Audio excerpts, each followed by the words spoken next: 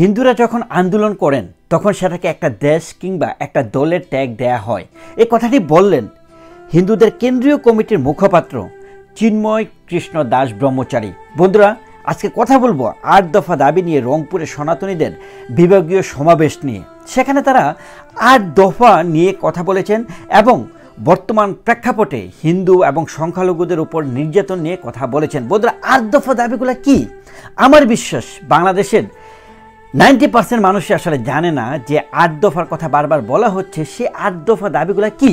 এখন আমার প্রশ্ন হচ্ছে, এই ৮ দফা দাবি নিয়ে তারা মাঠে নামছে বলে সরকারের পক্ষ থেকে, ইন্টিরিয়াম গভর্নমেন্টের পক্ষ থেকে এবং বিভিন্ন সমালোচকরা যেমন জাহেদ থেকে অনেক ধরনের নেতিবাচক কমেন্টস করছে এবং বিভিন্ন সমালোচকদেরকে আমরা বিভিন্ন ধরনের নেতিবাচক কমেন্টস করতে আমরা দেখেছি।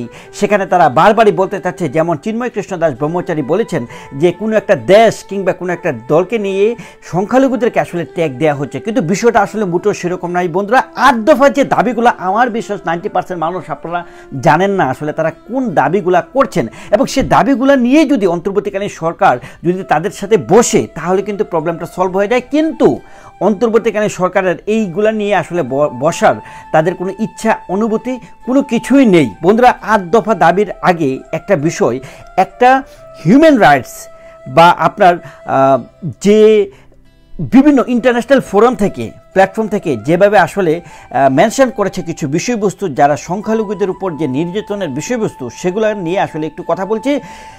2013 থেকে 2022 পর্যন্ত 3,500-এর বেশি হামলা হয়েছে সংখ্যালঘুদের উপর, হিন্দুদের উপর।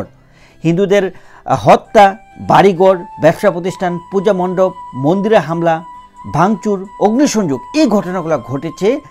কিন্তু ফ্যাক্ট হচ্ছে তাদের যে 1 নম্বর যে দাবিটা, সে দাবিটা হচ্ছে এখন পর্যন্ত একটা ব্যক্তিকেও বিচার শেষ করে কোনো শাস্তি প্রদান করা হয়নি। এ কথাটাকে তারা মিথ্যা বলছে। বন্ধুরা, আপনারা মনে করতে পারছেন কিছুদিন আগে, কয়েক বছর আগে প্রধানমন্ত্রী শেখ হাসিনা যখন ছিলেন, যখন দুর্গাপূজায় আপনার কুমিল্লার যে ঘটনা ঘটলো, তারপরে আপনার নোয়াখালীতে যে ঘটনা ঘটলো, হত্যাকাণ্ড পর্যন্ত হয়েছে। সে হত্যাকারীদেরকে খুঁজে বের করা এবং তাদেরকে শাস্তি বিধান করা, এরকম কোনো কিছু আপনারা দেখেছেন? দেখেননি। এটাই এখানে বলছে হিউম্যান রাইটসের আওতাধীন যে জরিপে বলছে প্রায় 3,000-3,500-এর বেশি নাকি আসলে এই ধরনের অপ্রীতিকর ঘটনা ঘটেছে, কিন্তু এখন পর্যন্ত একটিরও কোনো বিচার শেষ করে শাস্তি প্রদান করা হয়নি।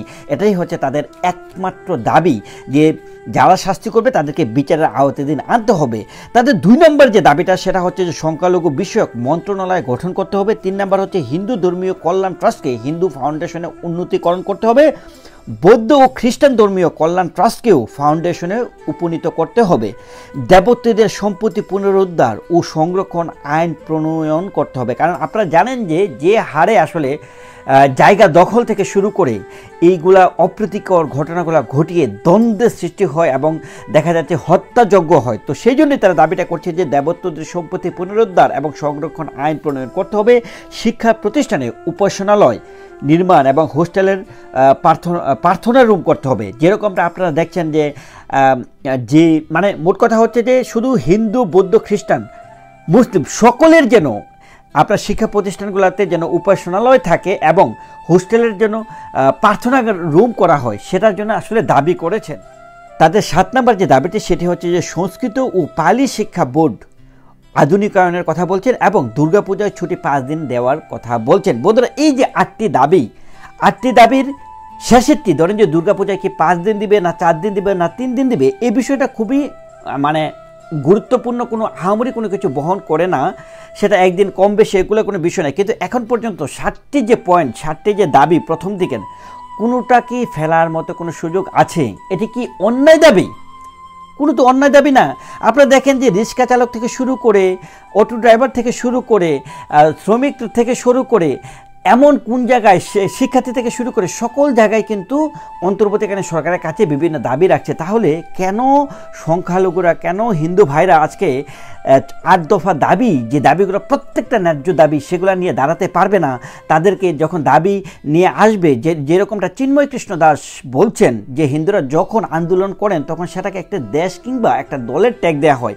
কেন এই ট্যাগগুলো দেওয়া হবে? এই যে 8 দফা, প্রথম 7টি দফা তো প্রথম দফাটার কথা খেয়াল করে দেখুন, এবং তারা যে বলছে যে সংখ্যালঘু বিষয়ক মন্ত্রণালয় গঠন, এগুলো তো কোনো কিছুই তো এমন কোনো দাবি নয় যেটা অনৈতিক যার দাবি করছে। তাহলে এগুলো নিয়ে কেন ষড়যন্ত্র করা হচ্ছে, সে প্রশ্নটা আমি রাখছি। দ্বিতীয়ত, আমি মনে করি যে বাংলাদেশে আমরা মুসলিম, বৌদ্ধ, খ্রিস্টান, হিন্দু সকলেই একে অপরের বন্ধু, ভাই, বোন হিসাবে আমরা বাংলাদেশকে একটি যে 1971-এর যে চেতনা, অসাম্প্রদায়িক বাংলাদেশ, সেটা আমরা গড়ে তুলব। 2024-এ এসে আমাদের সেই অঙ্গীকার নিতে হবে। তাহলেই বাংলাদেশটা 1971 সালের মুক্তিযুদ্ধের চেতনা, 30 লক্ষ শহীদের, 2 লক্ষ নারী বোনদের যে আসলে অত্যাচার করা হয়েছে তাদের প্রতি শ্রদ্ধা জ্ঞাপন করা হবে বলে বন্ধুরা আমি মনে করি। আপনাদের বিবেচনা কমেন্টস করে জানাবেন। Thank you so much.